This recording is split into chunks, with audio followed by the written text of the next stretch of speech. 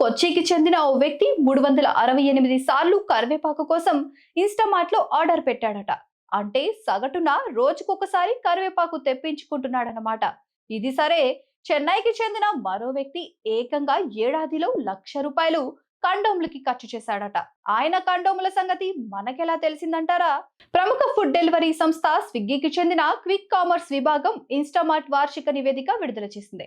2025 annual order analysis పేరిట విడుదల చేసిన నివేదికలో ఇలాంటి పలు ఆసక్తికర విషయాలు వెల్లడయ్యాయి. బెంగళూరుకి చెందిన మరో వ్యక్తి ₹10 ప్రింట్అవుట్ల కోసం ఈ యాప్ ని ఆశ్రయించగా, హైదరాబాద్ కి చెందిన ఒక కస్టమర్ లేటెస్ట్ ఐఫోన్ మోడల్స్ కోసం ఏకంగా ₹4.3 లక్షల ఖర్చు చేయడం విశేషం. 2025లో ఓ వ్యక్తి ఏడాదిలో 22 లక్షలు ఖర్చు చేశాడని ఇన్స్టా తన నివేదికలో పేర్కొంది. ముంబైకి చెందిన మరో కస్టమర్ ఇన్స్టామార్ట్ లో ₹16 లక్షల గోల్డ్ ను కొనుగోలు చేశాడు.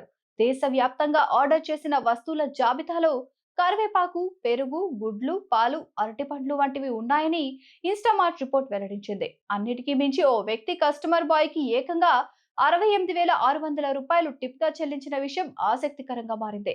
ఉదయం తల్లులు వంట చేసే సమయంలోనూ, సాయంత్రం పిల్లలు ఇంటికొచ్చాక ఈ ఆర్డర్లు అధికంగా ఉన్నట్టు నివేదిక ద్వారా అర్థం చేసుకోవచ్చు.